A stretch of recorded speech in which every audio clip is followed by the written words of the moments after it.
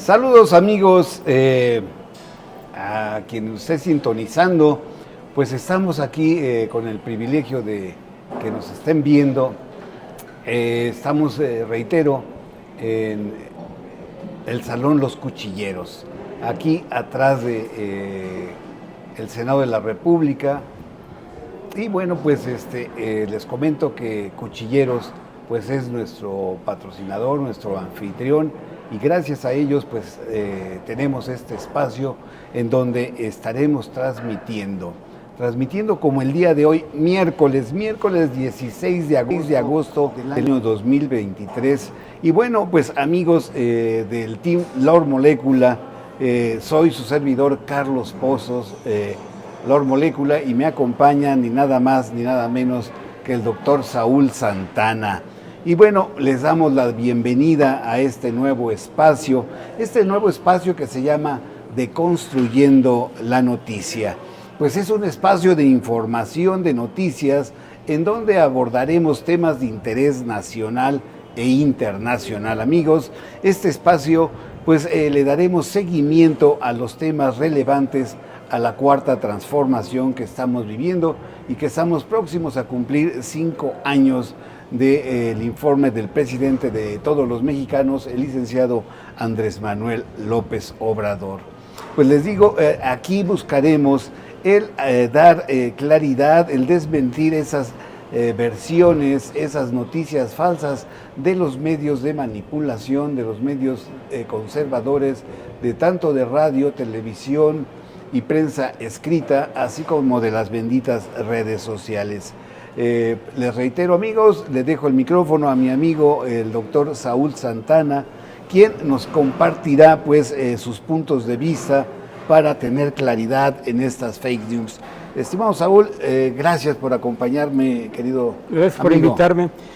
Se trata un poco primero de capturar las mentiras piadosas, las interpretaciones, los excesos en la libertad de prensa y de golpeteo que se han dado precisamente por una libertad reconocida, no otorgada, por el Ejecutivo Federal, por el Presidente de la República.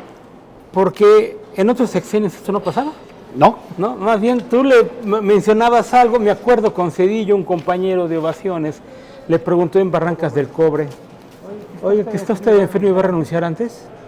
Romero Seide, ¿no? Romero Seide. La última pregunta que hizo en su carrera. Sí, exactamente. Porque sí, llegando a México lo despidieron. Sí, yo trabajaba, amigos, en ese entonces en Ovaciones, yo compartía con Romero Seide la redacción de Ovaciones y efectivamente le hizo una pregunta que no le agradó al presidente entrante. Al presidente entrante, y ese fue su último día de laborar en Ovaciones. También muy buen reportero, muy excelente, buen crítico el compañero, nada más que se nos adelantó en este trayecto de la vida. Pero bueno, eran los tiempos de un autoritarismo. Simuladón, ¿no? Sí, simuladón. Porque pues tú recordarás que eran los directores de comunicación social quienes con una sola llamada, ya sea al director o al jefe de información, dependiendo... A ti nunca. A uno directo nunca, además le llegaba triangulado como un billar, ¿no? Entonces, mira, yo creo que esta cuestión de la libertad de prensa, si me permiten el pleonasmo, esta libertad libre, es solamente a partir de ese sexenio. En algún momento con López Portillo también había mucha libertad de crítica, de hacer caricaturas, pero era administrado para que al final, en el último año, se arrepintiera con la frase aquella de no les pago para que me peguen, ¿no? Sí. Y en este caso, pues... No, yo la verdad que ahí, fíjate que quise o quiero ponerle al presidente, al licenciado Andrés Manuel López Obrador, esa frase y ese texto y ese contexto en donde en un día de la libertad de expresión, un 7 de junio, el presidente ante López Portillo, el que quedó de defender al peso como un perro, y lloró, pues ese le recriminó a todos esos directivos y voceros que se dieron reunión, no me parece que fue en el Camino Real la reunión, y les leyó la cartilla diciéndole cómo los medios mercantiles, porque para él eran medios mercantiles de comunicación, habían vendido sus espacios, sus plumas, y por eso es lo que él les recrimina, que para ellos la buena información, las notas informativas no se convertían en notas de primera plana o destacadas en sus medios de comunicación, que el gobierno tenía forzosamente que destinar una partida presupuestal millonaria que pagamos todos para que pudieran destacarse las notas positivas. Desde el papel, ¿no? Desde el papel con Pipsa, después ya las consignas por reporteros, y los que realmente estaban convencidos que aún sobreviven a estos tiempos, vivían no básicamente del salario periodístico, sino de la triangulación de otros dineros, ¿no? ¿Y te acuerdas quién era amiguísimo de José López Portillo? Ah, cómo no, tu casi hermano. Casi mi hermano. Joaquín López Dóriga Velandia. Era uno de los, o era creo era el más cercano. Era el más cercano, era el que, a ver Joaquín, hazme las preguntas a modo, a ver Joaquín, se nos olvidó esto, a ver Joaquín, viajas en el TP-01, en los aviones, en las filas más cercanas. Hay una foto muy famosa donde está Joaquín saliendo del hospital, me parece que dio una operación en una extremidad, y quien va empujando la silla de ruedas es el presidente José López Portillo. Sí.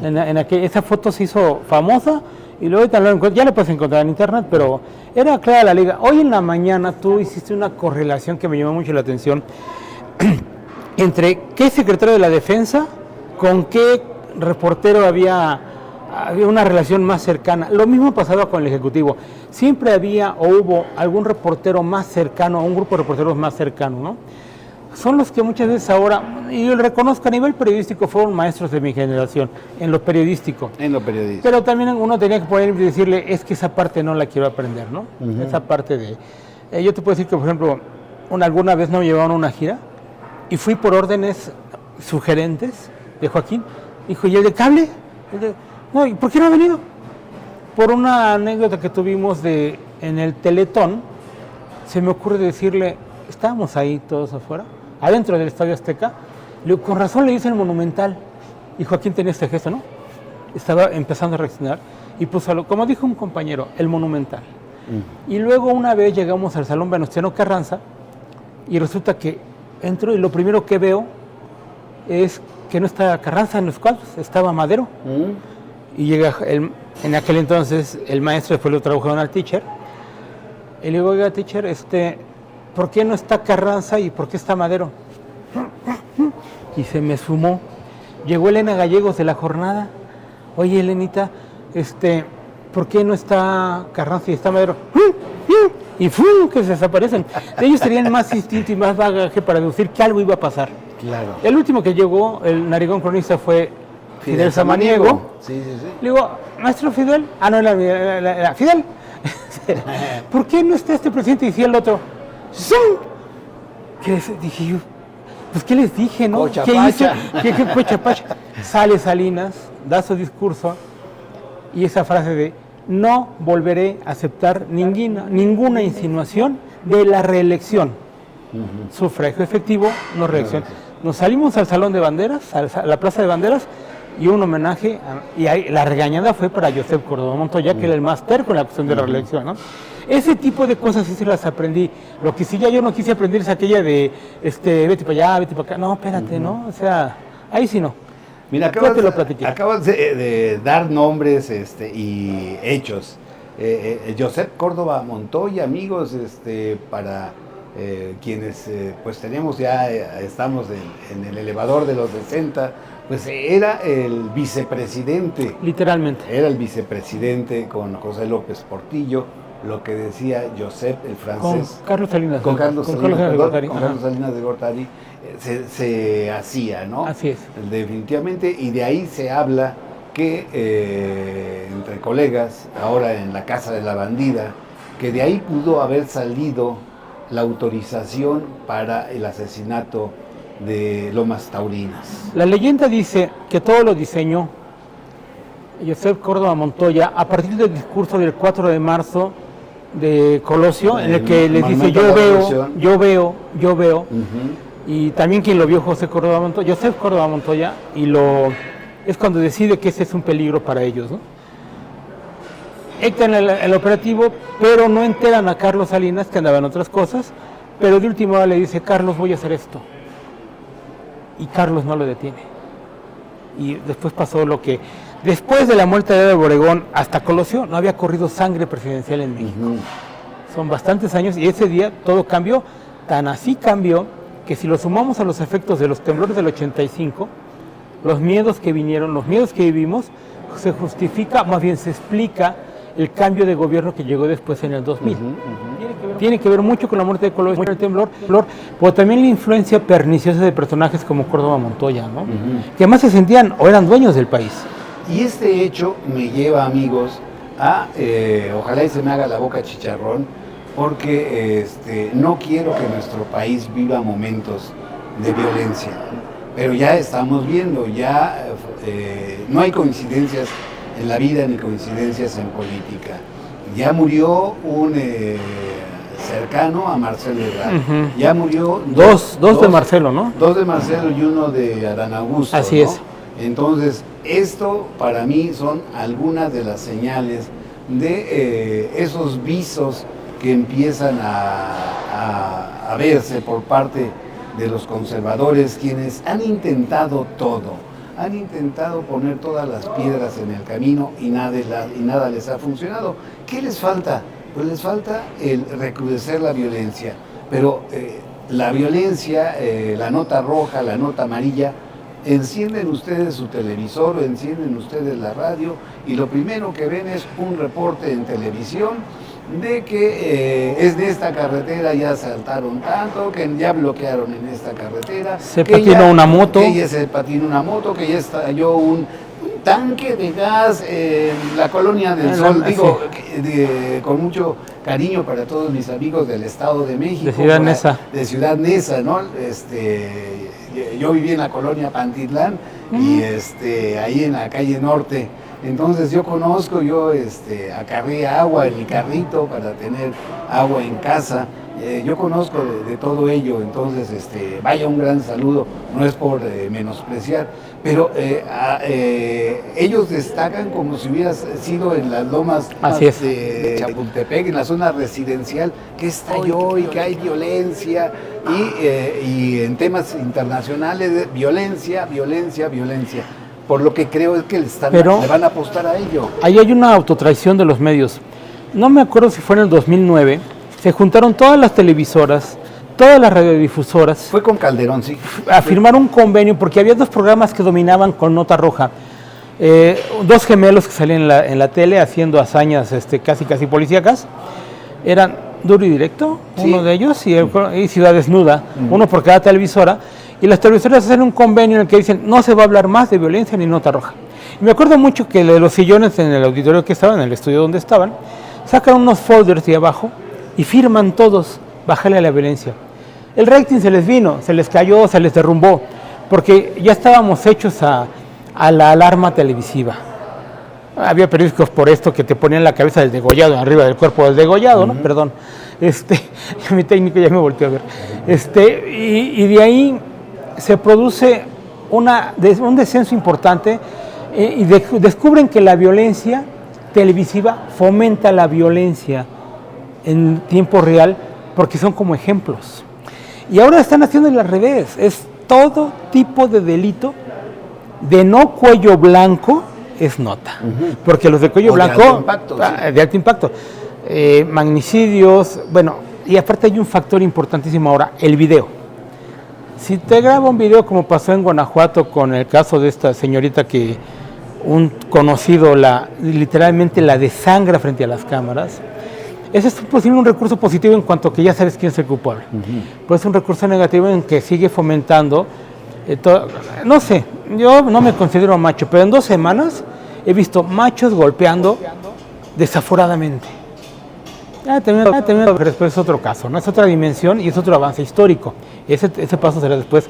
La cantidad de hombres que llegan y sienten con la capacidad de golpear, si son agentes judiciales más. Pero aparte del hecho en sí que es peligroso, está la televisión o la radiodifusión de esos eventos. están queriendo fomentar un ambiente de tragedia.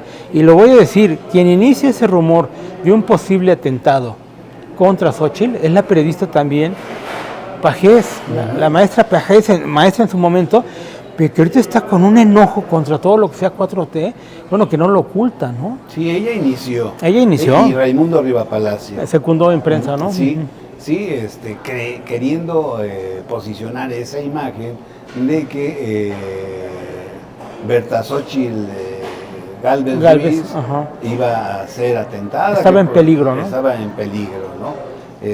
Llamando al amarillismo, llamando al... Pero ahí sí a lo mejor me llama la atención, y posiblemente sea el último programa con ustedes, pero aquí es donde sí tiene, perdón, el presidente de todos los mexicanos, como tú le llamas, el presidente de la República, es ahorita cuando tiene que alejarse de los evangelios y ser presidente de veras. Tiene que comenzar ya a desplegar los sistemas de protección, tiene un Gers Manero ahí un poco paralizado, muy paralizado. Tiene unas fuerzas armadas perfectamente entrenadas, la Guardia Nacional, que tienen que ya comenzar a proteger, porque aquellos no le van a pedir permiso para atentar o para atacar, ¿no? Ojalá lo haga pronto, porque estos no van a hacer nada calmados. Y eso nos regresa nuevamente a Luis Donaldo Colosio. Así es. Nos lleva entonces a un hecho de un magnicidio, situación que no se ha vivido en esta administración. Se maneja la ola de violencia, pero no hemos tenido ni un magnicidio como se dio en tiempos de Carlos Salinas de Gortari. ¿Dos seguidos? Y no hemos tenido tampoco la muerte de 2 secretarios de gobernación como en tiempos de Felipe Calderón. Y todos en avionazos. Y todos en avionazos. Entonces, eso sí eran tiempos violentos, eso sí era la guerra desatada por Felipe Calderón. Pero la guerra arriba. ¿No? Ahorita estamos en la guerra abajo. A ver, déjame ver si no mal recuerdo, antes de lo de Colosio y lo de Ruiz Massieu, el primer atentado que rompe esa tranquilidad a la mexicana es el atentado contra el cardenal en el aeropuerto de Guadalajara. El cardenal Posadas. Que iba en un Martínez y se lo acabaron, ¿no?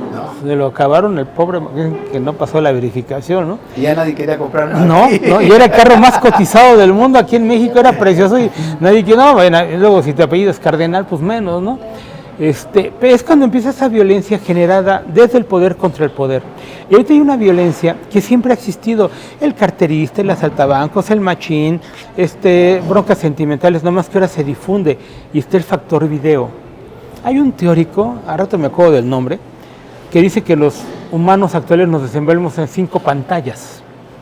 Nuestra vida es por pantallas: el celular, la tele, el reloj, el radio auditivo como a una imagen visual y el cine.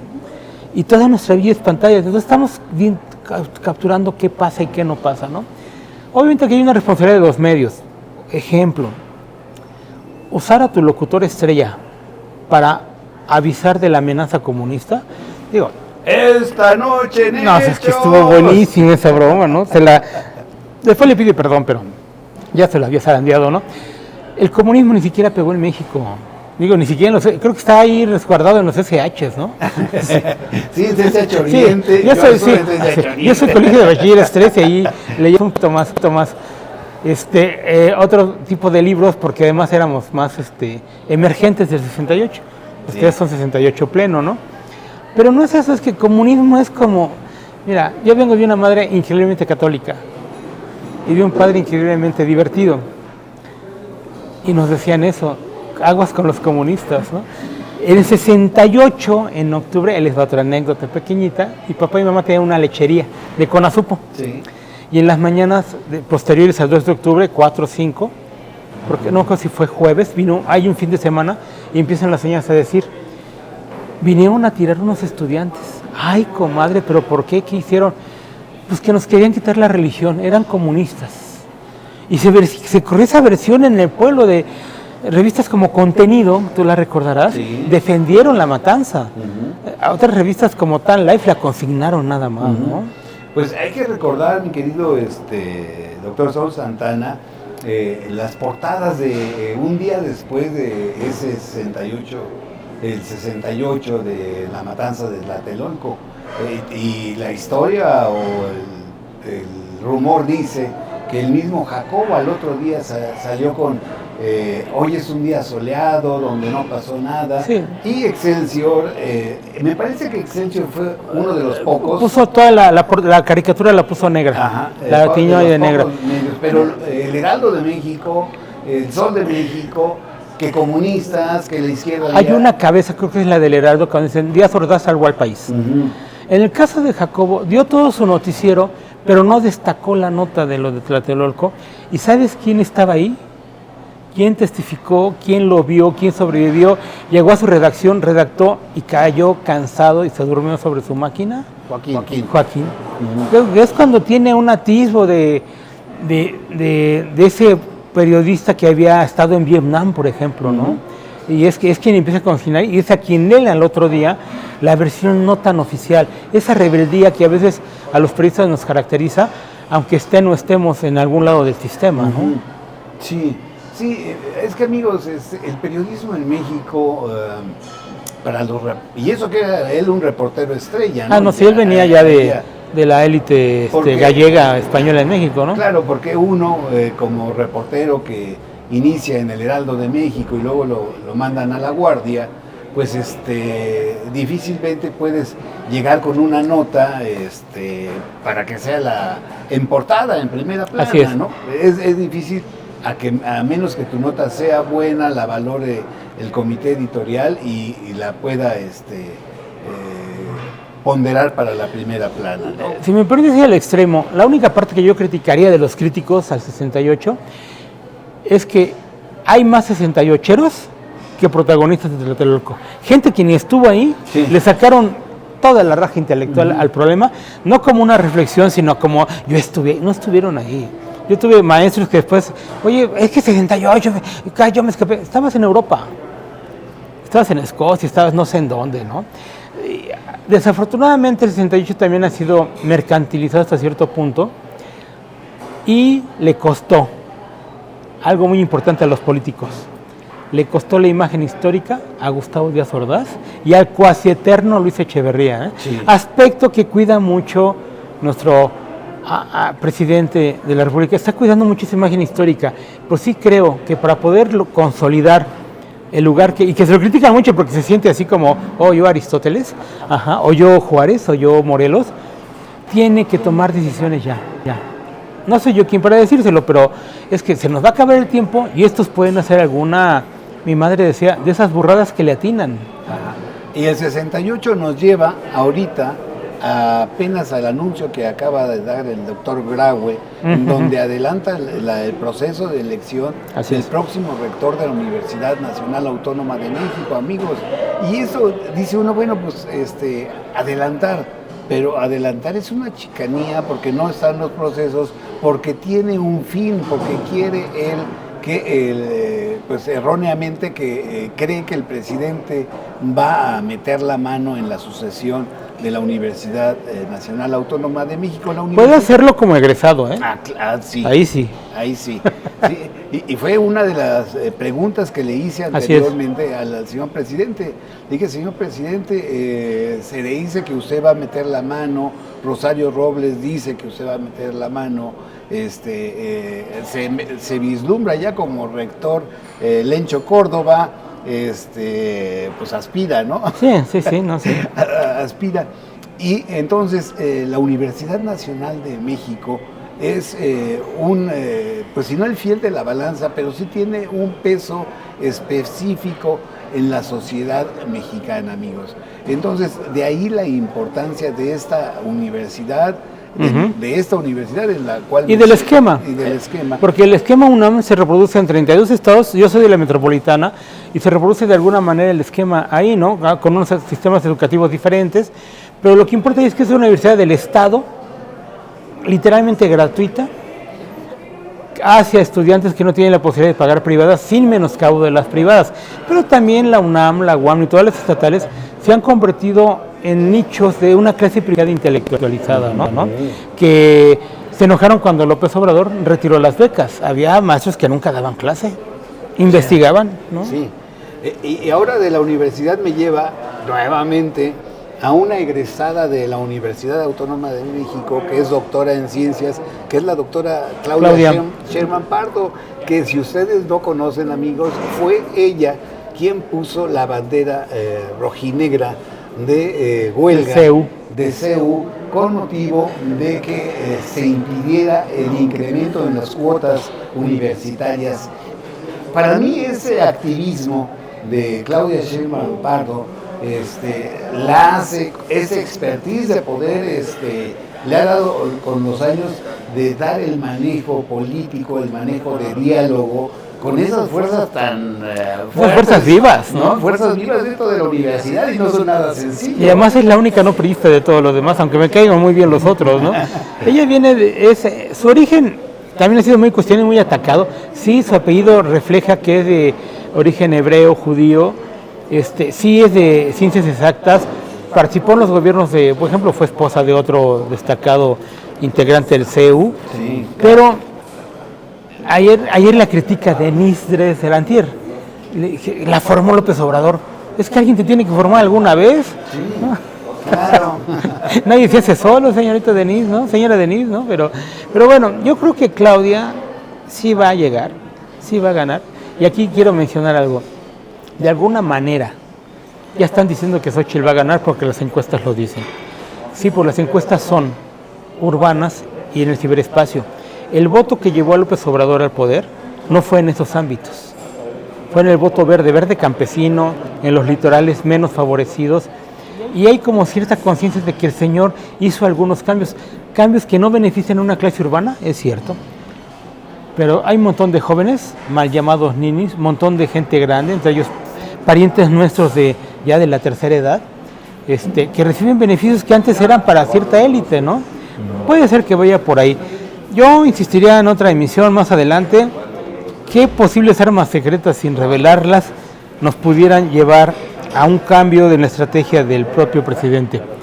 Reactivar el papel de Gertz Manero, ya tiene que ponerse a trabajar en materia de fiscal.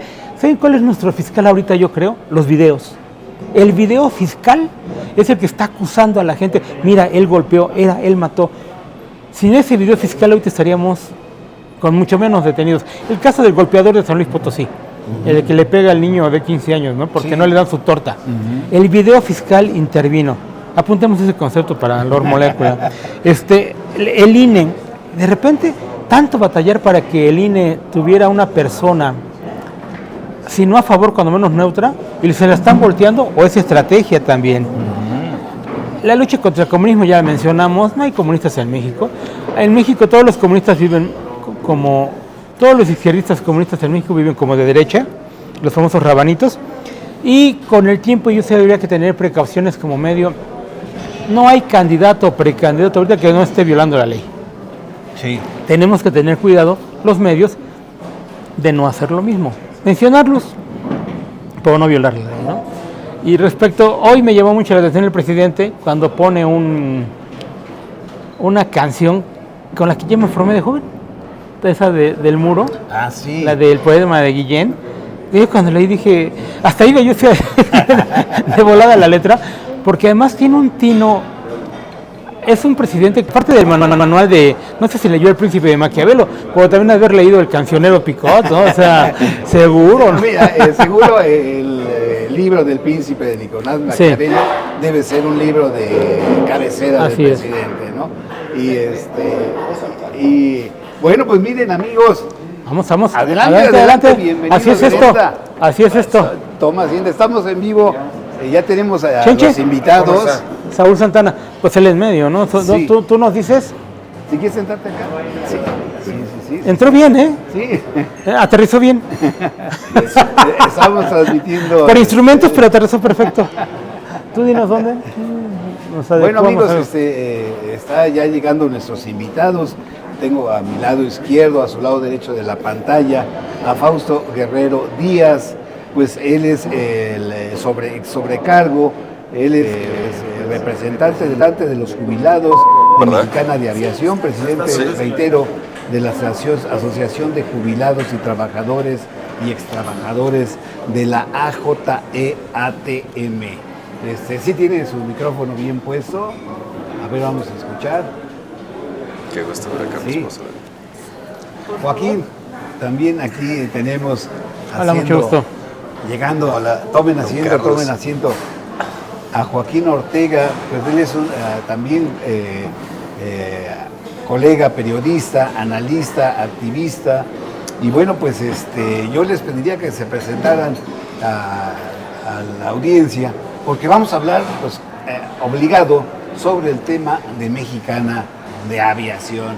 ¿Sí te quieres presentar? Sí, muy buenas tardes. Antes que nada, una gran disculpa por esta entrada. No, hombre, jamás nada. me imaginé que estuvieran en vivo, pero bueno, pues aquí estamos. Sí, como no, con mucho gusto. Fausto Guerrero Díaz, sobrecargo jubilado de Mexicana de Aviación y presidente de la Asociación de Jubilados Mexicana.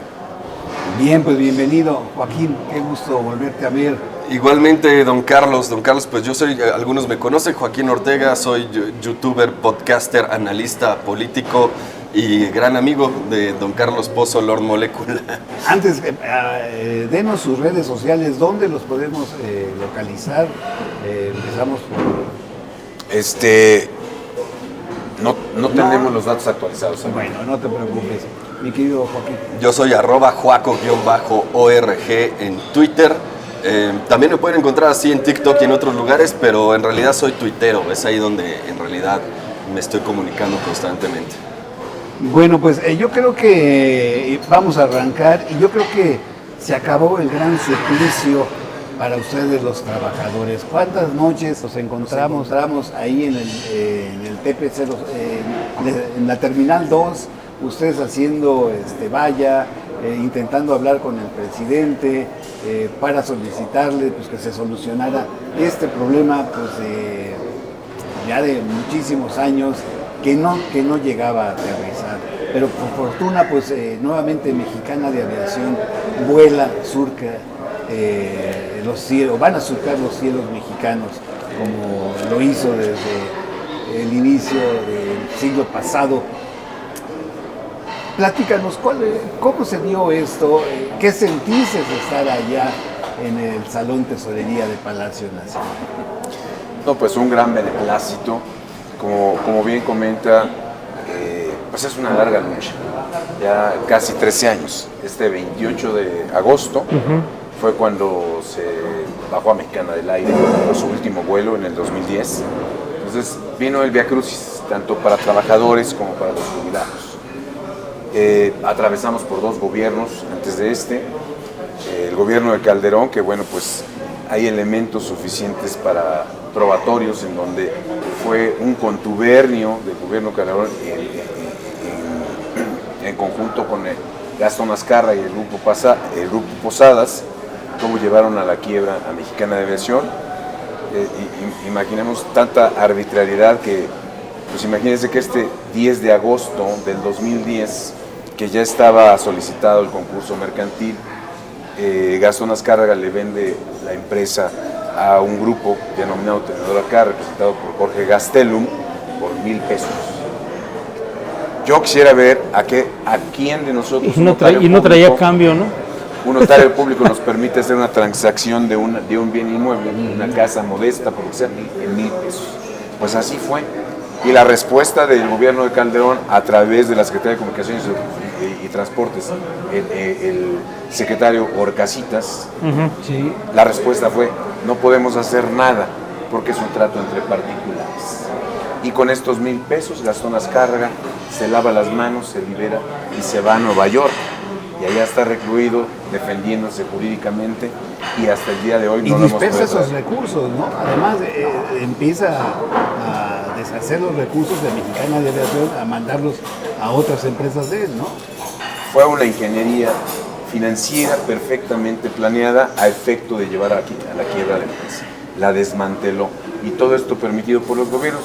Retomando el tema, Calderón nos dio la espalda. En reiteradas ocasiones hicimos manifestaciones a las afueras de las oficinas del PAN. Nadie salió a darnos la cara. Todo el mundo nos dio la espalda. Se termina el gobierno de Calderón, viene Peña Nieto. Peña Nieto nada más administró el conflicto. En sus 6 años no hubo respuesta, no hubo solución absolutamente de nada. Viene el gobierno ya del señor presidente Y bueno, decía, pues es que hay procesos jurídicos que se tienen que agotar. Se agotaron esos procesos jurídicos. Lamentablemente, el tema de los bienes de Mexicana se convirtió como en una herencia, en donde los beneficiarios no se ponían de acuerdo. Somos 5 organizaciones, Sindicato de Pilotos, Sobrecargos, Trabajadores de Tierra, Empleados de Confianza y la Asociación de Jubilados Agotatim. Y todos dueños de los bienes a través de los embargos correspondientes, no nos poníamos de acuerdo.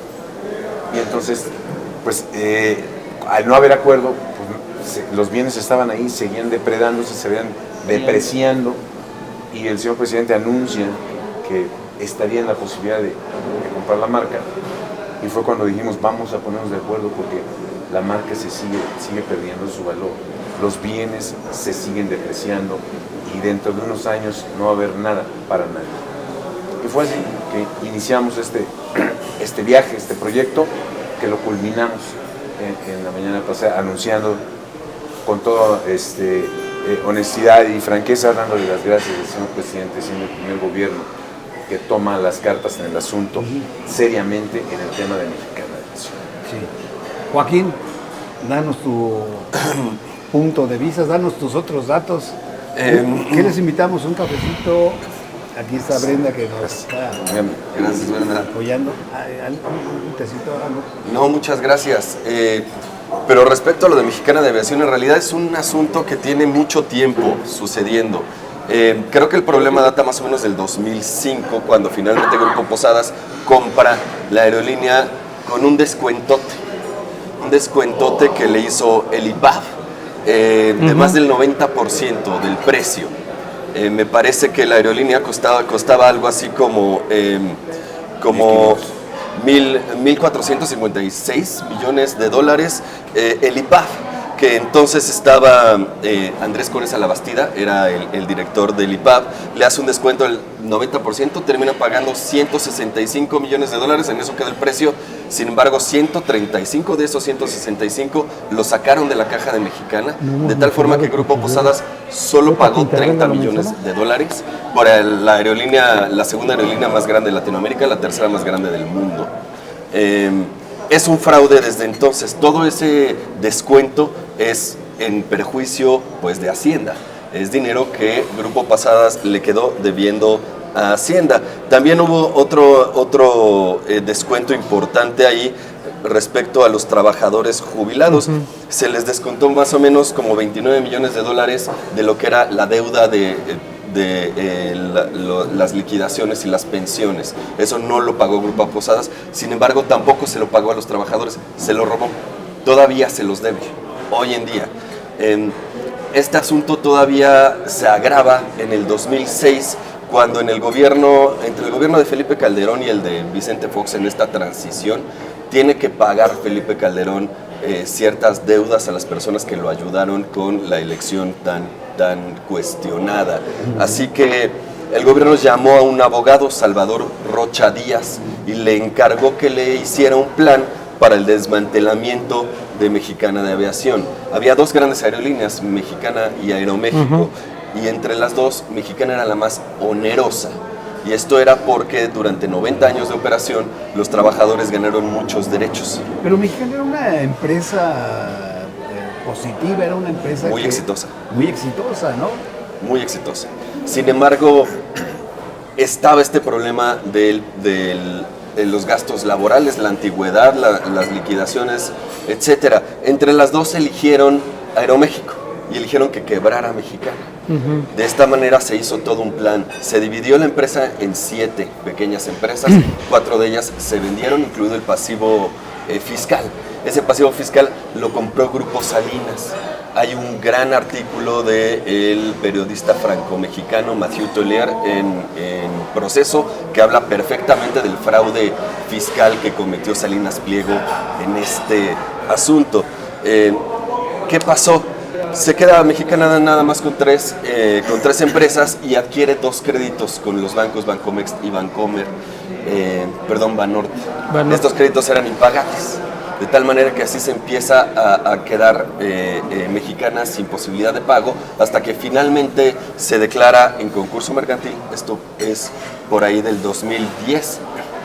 y la quiebra finalmente se declara en 2015. ¿Qué pasó con los créditos de los bancos? Los bancos lo que hicieron fue ejercitar su crédito e impedir que Mexicana siguiera en operaciones, lo que impidió que pudiera pagar los créditos.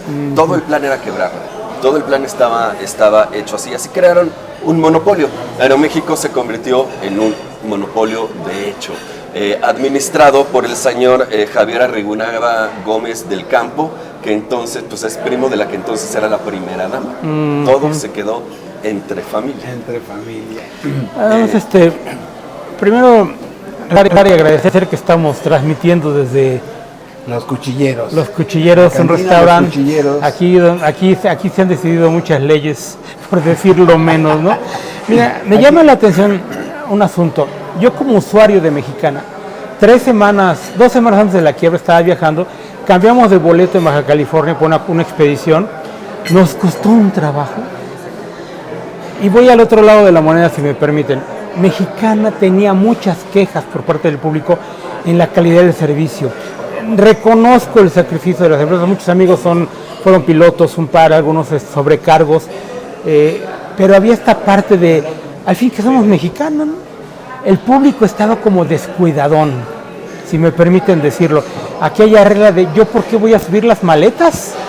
¿No? Era real, a mí me lo platicaban, ¿no? Y lo viví. Esa parte, al rescatar Mexicana, ¿van a rescatar al público, al usuario? Es la intención.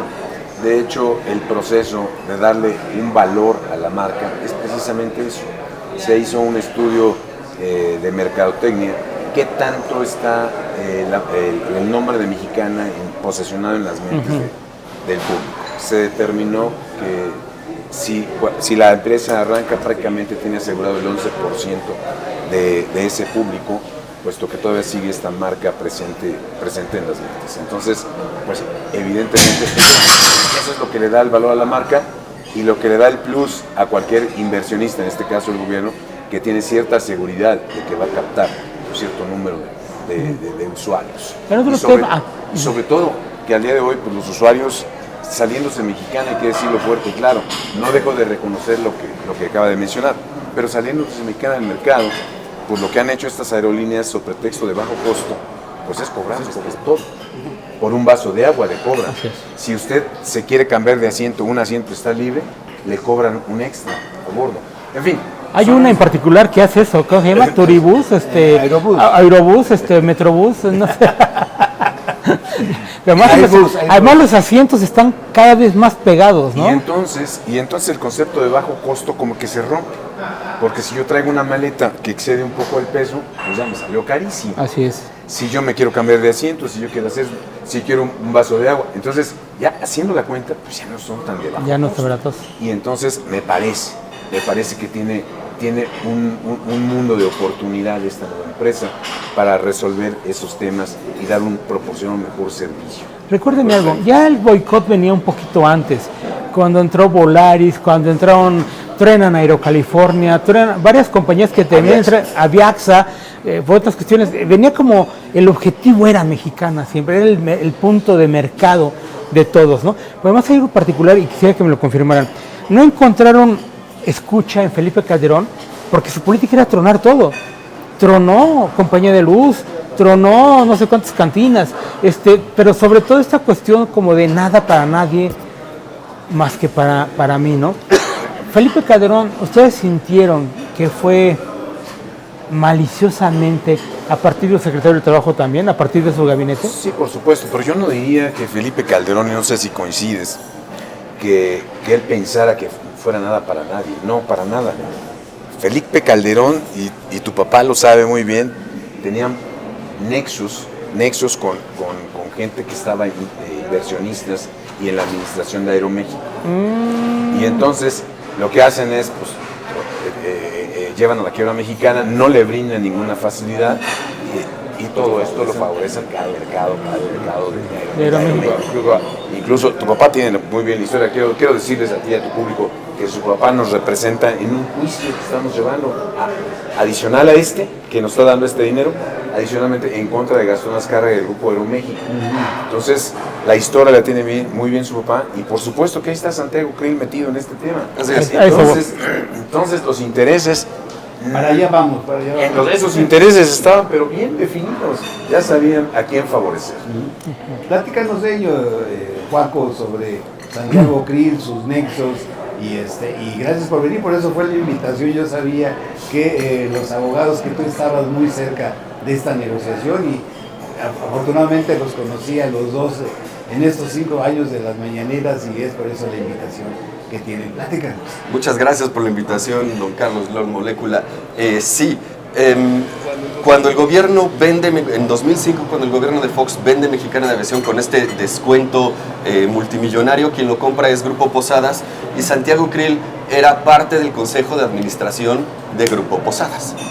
De tal manera que, siendo secretario de Gobernación, se autovendió una aerolínea con un descuento del 90%. Ese delito, bueno, claro, es tráfico de influencias, es uso indebido de la función pública, más los que se sumen. Santiago Krill tiene mucho que pagar ahí, y no solo por haber autovendido como funcionario público una aerolínea, la tercera aerolínea más grande del mundo, sino también por quebrarla, ser parte del mecanismo de una quiebra intencional, de un fraude en perjuicio de acreedores. ¿Quiénes son los acreedores? La Secretaría de Hacienda y los trabajadores. Son los primeros acreedores de cualquier empresa. Pues a ellos nadie les ha pagado nada. Uno de los principales defraudados es el propio gobierno federal. Por ahí dice nuestra compañera Jimena Garmendia que el señor Gastelum Miranda es primo de Santiago Krill. Entonces también ahí todo quedó entre familia. Todo el fraude de Mexicana de Aviación quedó entre familia, y de los grandes beneficiados, estaba diciendo Fausto, las aerolíneas extranjeras, porque Aeroméxico es una aerolínea extranjera, y Volaris también. Ellos recibieron de a poco todos los bienes intangibles de Mexicana de Aviación. ¿Cuáles son esos bienes intangibles? Las rutas y los espacios de aterrizaje. Y el público, ¿no? Y el público se quedó en el aire. Hubo millones de dólares que nunca se pagaron, que nunca recibieron un boleto, no hubo un patrón sustituto, no hubo requisa por parte del gobierno. La requisa significa que el gobierno puede administrar una aerolínea, una empresa, con tal de que no se afecte la economía. Se negaron a hacerlo, y es que Javier Lozano funcionó pues como un cadenero para decirle que no a todo. Durante estos años se aparecieron 4 grupos de inversionistas, y todos ellos fueron bateados en el mejor de los casos, a veces amenazados, y a veces personas de su equipo sufrieron atentados por atreverse a pujar por Mexicana de Aviación. Aquí toda la idea era que no volviera. ¿Y por qué? Porque si vuelve, entonces probablemente haga valer el título de concesión, que es lo que le permite volar a cualquier aerolínea. Claro. El título de concesión incluye las rutas. La pelea por el aire. Es la pelea por el aire, por los cielos de México. Es exactamente eso. Esas rutas y esos slots los están usando ahorita estas aerolíneas extranjeras gratis. No han pagado ni un solo centavo en 13 años de usar bienes que no son suyos. Esos bienes se los deben a Mexicana de Aviación, y si el gobierno adquiere el título de concesión, no solo todos esos espacios van a ser soberanía nacional. Estamos en una tendencia que incluye minas, que incluye litorales, se vende el país. Se vende el país. Se vendieron los hilos. Se remata. Muy bien dicho. De tal forma que es muy importante el título de concesión, porque ninguna aerolínea en Latinoamérica tiene esos bienes. Mexicana de Aviación es la aerolínea no norteamericana que tiene más espacios y más rutas en los Estados Unidos. Teniendo los millones de mexicanos que existen viviendo y trabajando en los Estados Unidos, todas esas son las que llaman las rutas migrantes. Es muy importante para nuestros paisanos tener esa conectividad que ahorita está en manos de aerolíneas extranjeras, o que simplemente se dejaron de usar. Esto me lleva, Joaquín, Fausto, a que Mexicana de Aviación debe tener la calificación que le den las agencias internacionales para poder volar internacionalmente y poder accesar a territorio estadounidense. Bueno, la ruta ya existe. Ajá. Lo que no podemos hacer es tener más rutas. Eso es lo que impide la calificación aérea. ¿Qué pasa con esto de la calificación aérea? La compañera Jimena Garmendia lo puede decir mejor que yo, pero Mexicana de Aviación salvó 2 veces esta calificación aérea. Es muy importante. Por supuesto, los Estados Unidos no quieren que las tengamos, les conviene a sus aerolíneas que no la tengamos. Y actualmente ni el gobierno de México ni las empresas tienen el poder, la facilidad como para negociar. Pero ¿cómo podemos adquirir ese poder para negociar ante los Estados Unidos?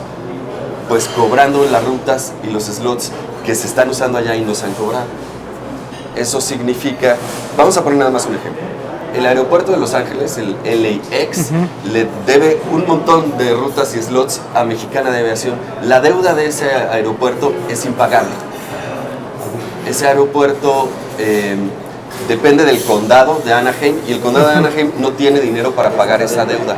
Pero si el gobierno mexicano se hace acreedor de esa deuda, pues fácilmente se podría sentar a negociar. Es decir, bueno, tú sigue usándola y me pagas la renta hasta que yo vuelva a poder usar mi ruta con los aviones que rente. O podemos llegar a un acuerdo. Fíjate, no me pagues los 13 años, pero devuélvame la categoría 1 de seguridad aérea. Pero si no tenemos esa fuerza para negociar, no lo van a hacer por la bondad de su corazón. No puedes negociar sin fuerza. Yo recuerdo, porque fue la vida también de un amigo, el accidente de Michoacán, que iban DF, Morelia, Tijuana, Los Ángeles me parece, y en la Sierra Purépecha el avión. Pero hay una imagen que yo quiero recordar y no por morbo. Cuando encuentran el avión estrellado, encuentran el timón con las manos del piloto intentando salvar la nave, no lo logra. Y de ahí se vino una guerra contra Mexicana y fue el pretexto para que años después entraran otras líneas. Y querían quitar la ruta, ya empezaba la guerra. Estoy hablando de los años 80, 90 del siglo pasado, creo. 85. Ese accidente fue, le comento porque en ese venía la familia de un amigo que era recortador de cables de noticias. Su primer trabajo, su primer día y recorta el cable. Vuelo 525, algo así, se estrella.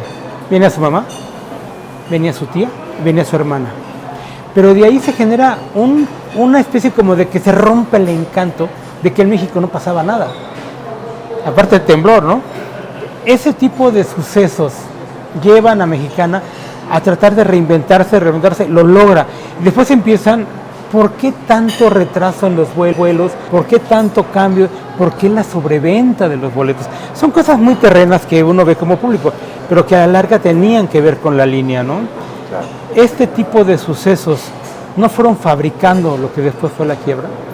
Bueno, hay que decirlo, el tema del accidente incluso trajo como consecuencia que se mejoraran los sistemas de enfriamiento del avión. ¿Qué fue lo que sucedió? Se quedó el freno pegado, se sobrecalentó la llanta, se mete al tren de aterrizaje y estaba al rojo vivo.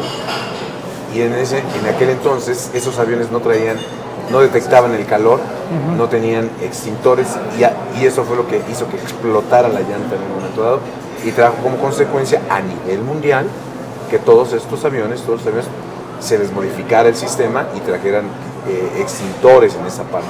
Evidentemente pues es un factor que influye no nada más a Mexicana sino a cualquier empresa.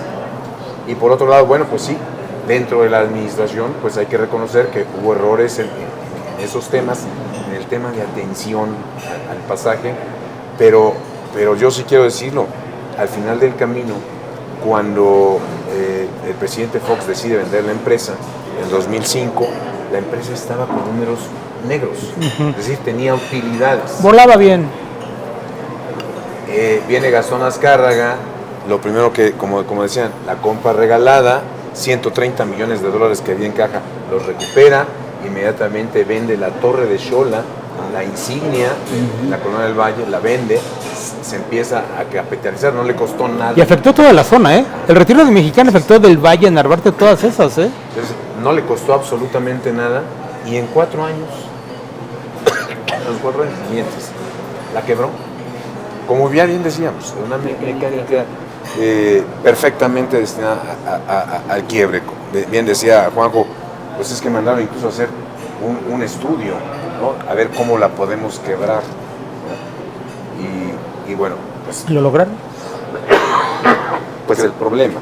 Crearon un monopolio. En la salida de Mexicana de Aviación, claro, cae la oferta de aviación y suben los precios. Lo que decía de las aerolíneas de bajo costo, la verdad es que el boleto subió de 42% en 100%. Hoy es mucho más caro volar porque hay menos empresas que vuelen. Y hay ciudades que se quedaron incomunicadas por completo. La recuperación de la empresa también afecta a esto. Es un asunto de movilidad y es un asunto de soberanía nacional. Está muy bien que el gobierno federal haya comprado la marca de Mexicana y haya aliviado un poco la lucha que han tenido los trabajadores durante 13 años, se les está dando algo para su jubilación. Es una pica en Flandes, sin duda alguna es una conquista laboral, es una conquista de soberanía muy importante, pero es solo un primer paso. Si el título de concesión sigue volando, en realidad se van a quedar estas aerolíneas extranjeras con lo que era propiedad de la nación. Es muy importante que el gobierno federal adquiera el título de concesión. Actualmente tiene una estrategia. Tiene esta estrategia en donde hay una reforma a la ley de aviación que hizo el Congreso de la Unión para que la Sedena pueda tener un título de concesión y pueda operar Mexicana de Aviación. ¿Cuál es el problema? La Suprema Corte de Justicia. Lo más probable es que la Suprema Corte de Justicia rebote la ley. Eso es lo más probable.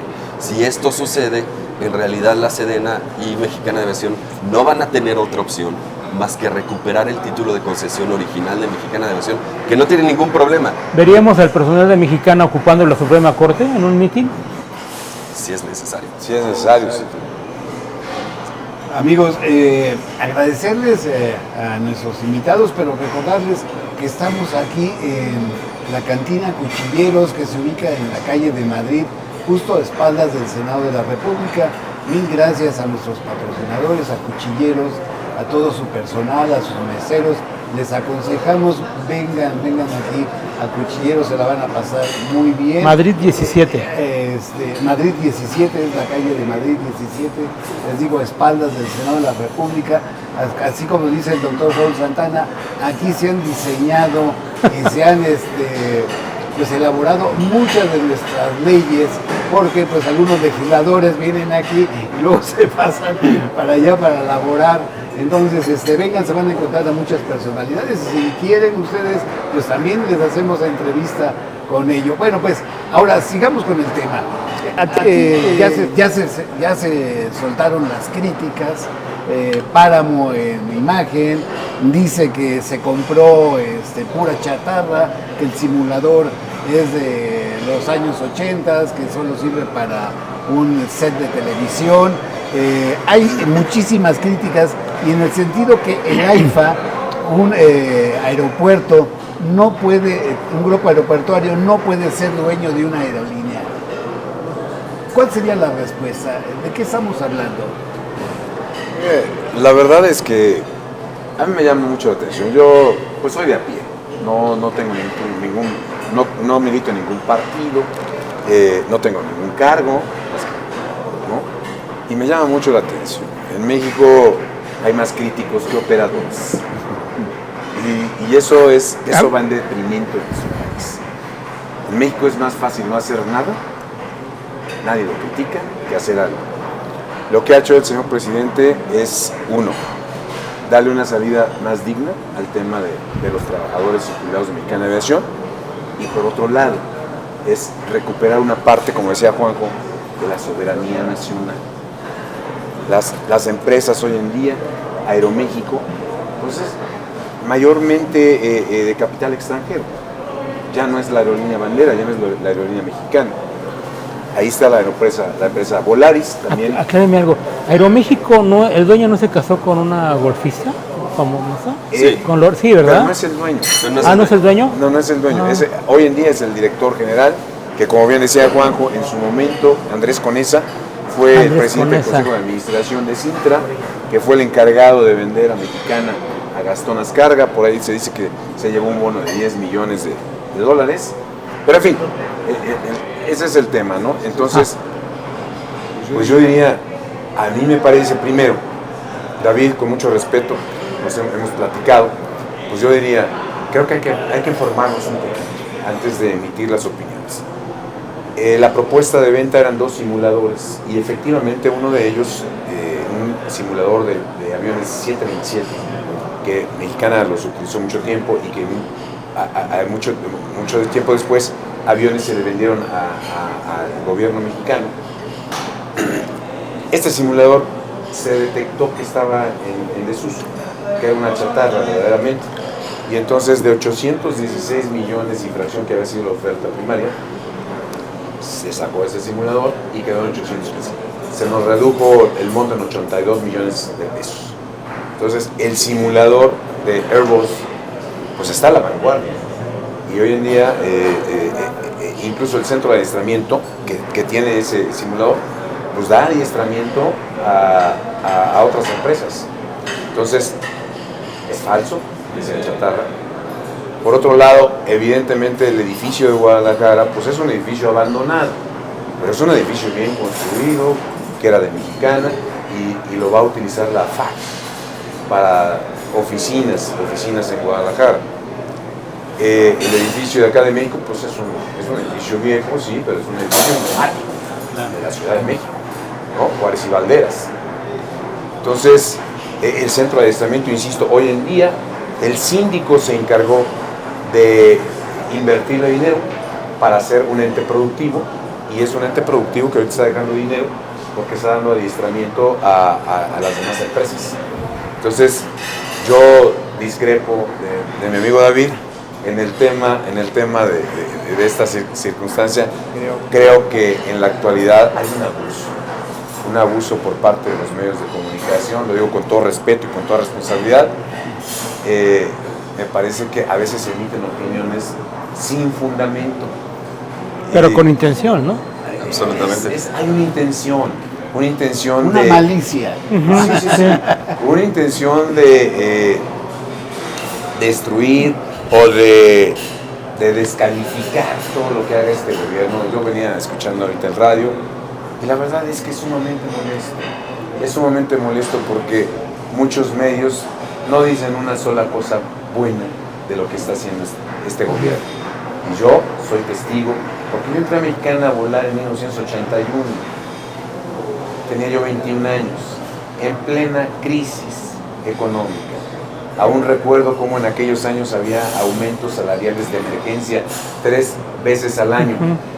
Con Portillo, Las ¿no? devaluaciones no eran 2 pesos, 3 pesos, 10. Las devaluaciones eran la primera. Era de la Madrid, ¿no? De la Madrid. De la Madrid, es sí, que claro. Portillo inició, Portillo generó la crisis, ¿no? El sistema, ¿no? Y vino a pagar los platos rotos de la Madrid, pero era el sistema priista el que trajo consecuencias. Entonces, cosas verdaderamente graves que pareciera ser que el pueblo ya no se acuerda, y hoy cualquier circunstancia la maximiza o la minimiza, como el hecho de reconocer que se está recuperando esta independencia, esta autonomía en este rubro, esta soberanía, pues es valiosísimo. El hecho de tener la soberanía en el tema energético es valiosísimo. La gente no valora qué pasó con esta crisis en España con Iberdrola. La energía se fue al cielo, al 100%, y aquí en México se mantuvieron, y eso no lo reconoce.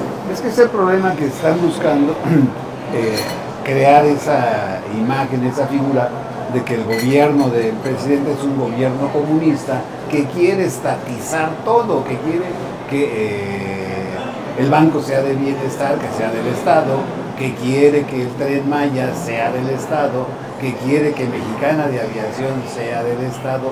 Entonces esa es el diálogo, el sofisma, ¿no? El sofisma que quieren crear, ¿no? Bueno, yo quiero preguntarles, si me lo permiten, ¿qué va a pasar con los pilotos? ¿Se van a sindicalizar? Eso por un punto.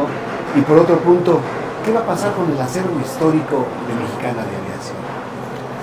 Bueno, finalmente el acervo histórico ahí está, no va a desaparecer, pues es historia, como cualquier historia de cualquier civilización, cualquier sociedad, ahí está. Definitivamente no creo que se vayan a contratar muchos pilotos de Mexicana, porque la mayoría o ya están jubilados, o ya las absorbió las aerolíneas mexicanas, Aeroméxico, Volaris, Viva Aerobús, o incluso hay algunos que están volando en el extranjero. Entonces es un grupo minoritario que tuviera acceso. Yo creo que lo más importante es, uno, que la disposición del señor presidente es que en primera instancia se atienda a las necesidades de los ex trabajadores y familiares de Mexicana de Aviación, que estén en posibilidades y así lo deseen. Y segundo, pues se abre una fuente de empleos. Recordemos que acaba de quebrar Interjet, recordemos que también quebró Aeromar. Entonces, pues hay una fuente de empleos para toda esa gente que quedó en el desamparo, no nada más para los mexicanos. Entonces creo que es importantísimo. Sí, es cierto, primero están los ex trabajadores mexicanos, pero también es cierto que hay una apertura, hay una oportunidad más para el pueblo de México en la cuestión de los empleos. ¿Cuál? Ah, mira. Acaba de quebrar la aerolínea de Baja California. Wow. ¿No hay vuelos? ¿No hay clientela? ¿O hay mala administración? ¿Vuelan chueco? ¿Qué onda? No. O sea, definitivamente hay malas administraciones, pero también hay juegos sucios, y lo planteo. Mala administración, por ejemplo, de Interjet. Por X, oye, la administración de Interjet se le ocurre comprar una flota de aviones rusos. Lamentablemente, estos aviones trajeron como consecuencia una falla. Y esos aviones a nivel mundial se ordenó que ninguno de esos aviones volara. Entonces, ¿Ya ves cómo sí quieren ser comunistas? entonces Interjet se queda con una flota de aviones que no podía volar, ¿no? Pero aparte, lo digo con conocimiento de causa, Aeroméxico, en plena temporada alta, les quita más de 150 sobrecargos y los jala para el México y se los contrata. Entonces, hay guerras internas, ¿no? Obviamente, como bien decía, pues la verdad es que Aeroméxico pues, se ha convertido en un monopolio. Le permiten la sinergia con Delta, y hoy Delta es dueño de Aeroméxico, y en fin, pues es un verdadero monopolio. Entonces, hay guerras internas, sí hay pasaje, sí hay clientela, y me parece que hay una gran oportunidad para esta nueva aerolínea del gobierno federal, si es que proporciona ese descuento del 18 o el 20% del valor que cuesta el boleto a nivel nacional. Sí sería importante, sin comprometer la viabilidad de la propia empresa, para que no después vengamos con subsidios, como nuestro bendito transporte del metro, ¿no? Entonces, si hay una buena administración, y el fin principal no es el lucro como cualquier inversionista normal, ¿no? Este es el gobierno. Aquí lo importante, como decía Juanjo, pues es la conectividad. Porque si generamos conectividad, generamos circulación del dinero, ¿no? A todos los lugares. Entonces, si hay una buena administración, creo que hay una gran oportunidad de que esta aerolínea salga adelante y con números negros. Amigos, estamos en esta entrevista con Fausto Guerrero Díaz, perdón. Él es presidente de Jubilados, Trabajadores y Extrabajadores de Mexicana de Aviación. Estamos con mi amigo el periodista Joaquín Ortega haciendo esta charla sobre Mexicana de Aviación. Y yo quisiera preguntarles, Joaco, ¿fue un arreglo lejano a lo que inicialmente se pedía? ¿Hubo ahí piedras en el camino? El presidente en alguna de las conferencias instó a los abogados a que reflexionaran en sus peticiones porque pues no había ese arreglo. ¿Qué sucedió? para poder llegar a este final feliz? Bueno, ha sido un camino lleno de piedras, por supuesto, Lord, desde el 2010 lo ha sido, y cuando empezó este gobierno tampoco fue la excepción. Los trabajadores de Mexicana llegaron a la mañanera en más de 5 ocasiones, hablaron directamente con el presidente, le pidieron una entrevista y esa entrevista nunca se dio. La verdad es que durante buena parte del sexenio hubo un cerco puesto por la Secretaría de Infraestructura, Comunicaciones y Transporte y la Secretaría del Trabajo y Previsión Social. Sin embargo, tenemos mucho presidente. La voluntad del presidente terminó pesando más y finalmente era algo que él quería y se hizo. Es muy importante en términos simbólicos. Estaba hablando David Páramo sobre la chatarra. Sí. Los bienes de Mexicana no son sus edificios, el simulador es importante, pero tampoco es lo sustancial. Lo que verdaderamente compró el gobierno fue una marca de 90 años de construcción de identidad y de confianza en los consumidores. Es básicamente como comprar el nombre de Coca-Cola. Incluso si no te gusta o si en los últimos años se pone fea, el nombre pesa mucho generacionalmente. Está comprando el nombre de una de las aerolíneas más importantes en la historia de la aviación. Entonces eso es muy importante y ha habido otros cuantos piedras en el camino. Estaba hablando el presidente de estos abogados de los que usted me dice. La verdad es que el grupo de compañeros jubilados, algunos están con algunos grupos de abogados, otros con otros, y uno de estos abogados, el abogado Juan Iván Peña Neder, a quien muchos identifican porque fue de las personalidades que fue a esta reunión de la ultraderecha que hicieron en la Ciudad de México, un abogado de casinos, el abogado casinero, también muy ligado a Santiago Krill y al grupo de calderonistas, Gil Swart, y todos aquellos que se fueron a refugiar en Tamaulipas durante este sexenio. También es un abogado que tuvo muchos escándalos relacionados con su exesposa Talía Vázquez, y que si ustedes buscan en internet se van a enterar de todo. A mí me parece un poco morboso el asunto, pero bueno, los compañeros jubilados lo habían contratado para que les hiciera un amparo que finalmente ganaron. Un amparo que ganaron y eso permitió avanzar más o menos en la lucha jurídica durante algún tiempo.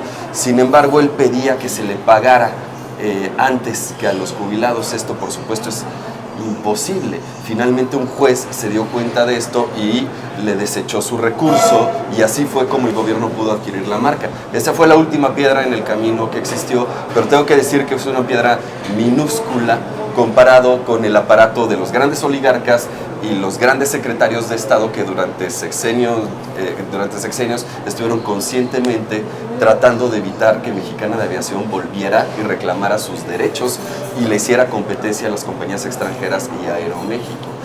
Actualmente lo que están haciendo es tratar de ocultar el asunto del título de concesión, porque si surge lo del título de concesión, probablemente esas rutas y slots que han estado usando gratis pues se vean en peligro y tengan que devolverlas o pagar por ellas, que sería apenas lo justo.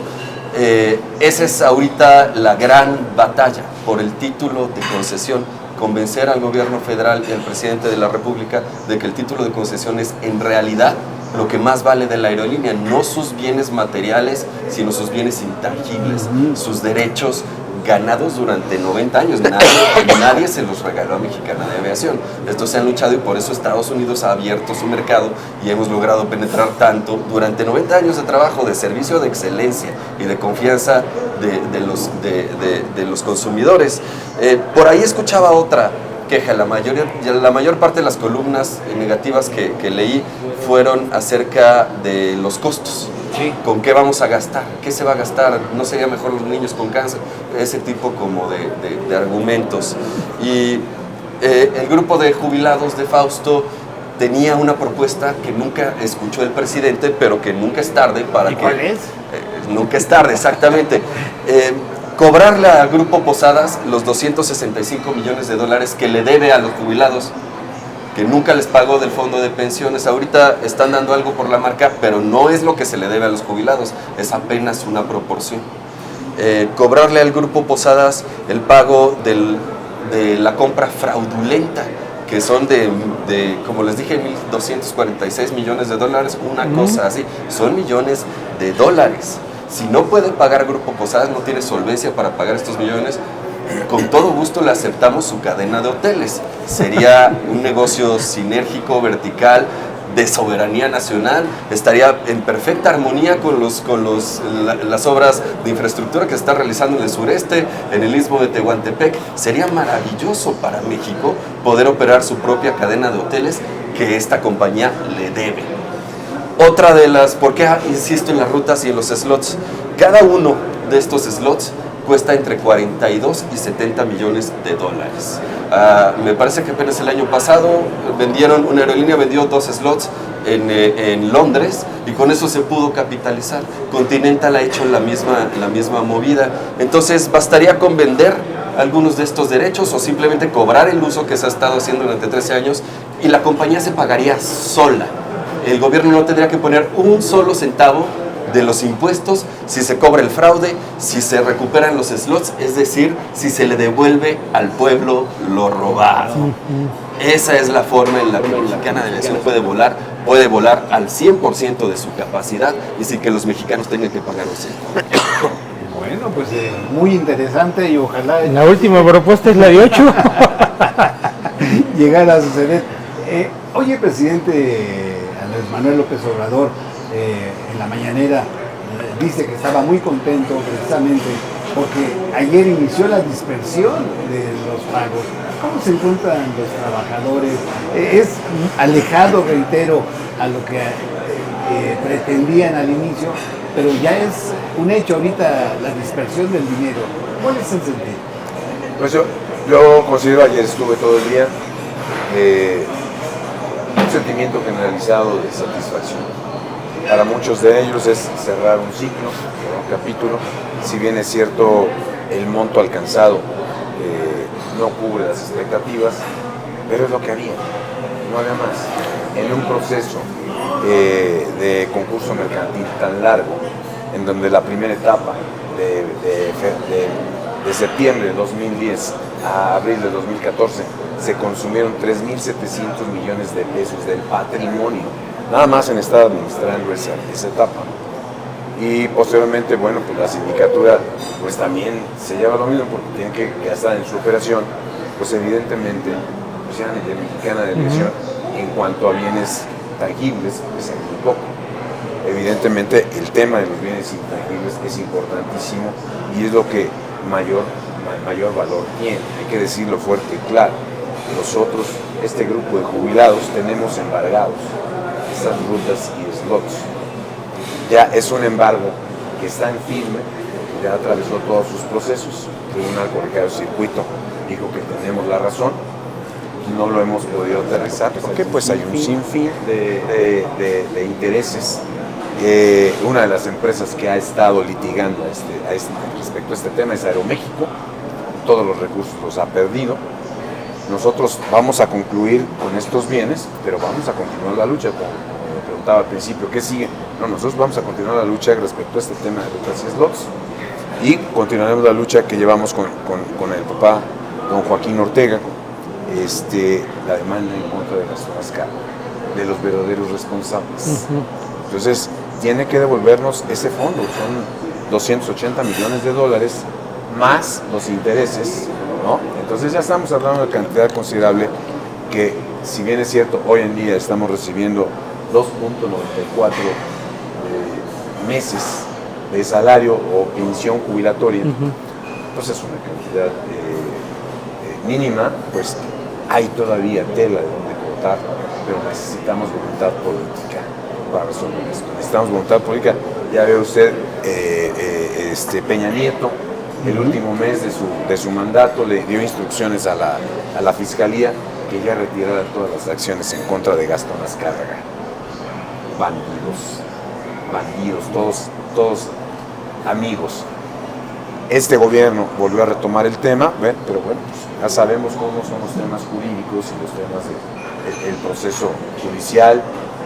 Incluso pues, sabemos cómo hay temas que se van a la Suprema Corte de Justicia, ya sabemos que ahí hay temas que cuando hay interés se resuelven rapidísimo, y hay otros temas que pues duermen el sueño de los justos. Entonces, hay tela todavía donde recortar el tema de Mexicana de Aviación. Muy bien. Yo con esa pregunta quisiera cerrar esta entrevista. Pues ustedes quieren agregar algo, bienvenidos. El INDAVI hizo el avalúo de los bienes. ¿Consideran que fue un avalúo correcto? ¿Consideran que hizo bien su trabajo el INDAVI? Qué bueno que tocas el tema. Mira, 2015, el síndico, el señor Alfonso Asensio Trujillo, que manda a hacer un avalúo de la marca, 135 millones de dólares. 2017, otro avalúo, ya 75 millones de dólares. Y este avalúo, años después, diciembre de 2022, La voz de es lo menos. 20 millones de dólares. Sí, y la idea, y si se siguiera pasando el tiempo, el rato no valía nada. A ese respecto, yo no me siento calificado para decir si está bien o no está bien.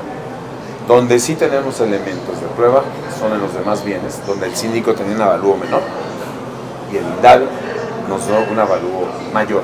Pero lo más importante es mencionar a ti y al público cuál era el otro escenario si el gobierno no hubiera comprado los bienes, nos ponemos de acuerdo y entonces el otro escenario era jurídico. La Junta tenía que poner a rentar estos bienes. Y entonces se tenía que haber hecho un avalúo. Y ese avalúo lo teníamos que haber pagado nosotros. O sea, con cargo al patrimonio. Segundo, la empresa que iba a poner, se iba a lanzar al remate con los bienes, pues obviamente mínimo se iba a llevar un 4% de comisión por la venta de los bienes. Adicionalmente, estos bienes, si el avalúo era los mismos 815, jurídicamente la Junta tenía la obligación de ponerlos al mejor postor a un tercio de ese valor y a ver quién daba más y a ver quién iba a comprar todos estos bienes. Evidentemente, después del análisis que se hizo, pues, si atravesábamos por este escenario B, evidentemente íbamos a salir mucho, pero por mucho, muy raspados, porque el gobierno, el precio del avalúo no nos regateó ni un solo centavo. Señor presidente, ¿cuánto es el avalúo? Tanto, eso es lo que se le da a los trabajadores. Y eso es invaluable y hay que reconocérselo al gobierno porque fue en beneficio de los trabajadores. El otro escenario era catastrófico para nosotros. Yo te escuché y te vi, y creo que todos amigos lo vimos allí en la mañana, sumamente emocionado. Claro. Sí, yo creo que se te salían casi las lágrimas. No es así, querido Fausto. Pues felicidades, la verdad es que me alegra mucho, Joaco, haber acompañado en esta parte de su lucha, pero sigue la lucha, todavía hay muchas cosas que reclamar, mucho robo, muchos abusos que se hicieron para ustedes. Enhorabuena, este espacio lo tienen aquí en Los Cuchilleros, los invitamos amigos a que visiten este restaurante, esta cantina. Amigos, pues algo que agregar, algo que se nos haya quedado en el tintero. Paco. Creo que es muy importante rescatar los derechos intangibles de la marca. Los síndicos hicieron la maña de no incluir esos bienes dentro de la masa. Entonces, el título de concesión está perfecto, pero está ahí volando para que cualquiera lo reclame. Y en este caso creo que es importante que lo reclame el gobierno como parte de la soberanía nacional para rescatar los cielos de México, y como parte de este esfuerzo le llaman militarización, pero es recuperar la rectoría del Estado en todos los espacios estratégicos. Es importante devolverle la dignidad a los trabajadores, a los turistas, a los viajantes, a México, a los migrantes. Es importante, muchas de las quejas que escucho también es porque todo lo que hace México es chatarra, todo lo que hace México es chatarra. Y tenemos que demostrar que no es así, que somos un país de primera, que tenemos empresas de primera. Somos una potencia. Somos una potencia, la potencia más grande de Latinoamérica, y tenemos que demostrarlo a nosotros mismos, tenemos que volver a querernos. Entonces creo que es importante esto, recuperar la soberanía y regresarle al pueblo lo robado. Creo que es importante esto, confío que el gobierno lo va a hacer, confío en este presidente y confío también en la continuidad. Creo que Mexicana va a volar, creo que vamos a recuperar los hijos. Pues mira, quizás yo suene un poco reiterativo, repetitivo, pero sí lo digo fuerte y claro a toda la nación. Muchas gracias. Gracias, señor presidente. por haber tomado el toro por los cuernos. Y nuevamente le seguimos pidiendo el apoyo porque hay temas pendientes y como bien dice Juanjo, se le tiene que devolver al pueblo lo robado. Muchas gracias. Pues, gracias amigos, pues aquí termina esta entrevista, mil gracias. Ese espacio queda abierto para ustedes cuando lo requieran, pues aquí estamos para darle voz a lo que se requiera, ¿sí? Muchas gracias. Muchas gracias.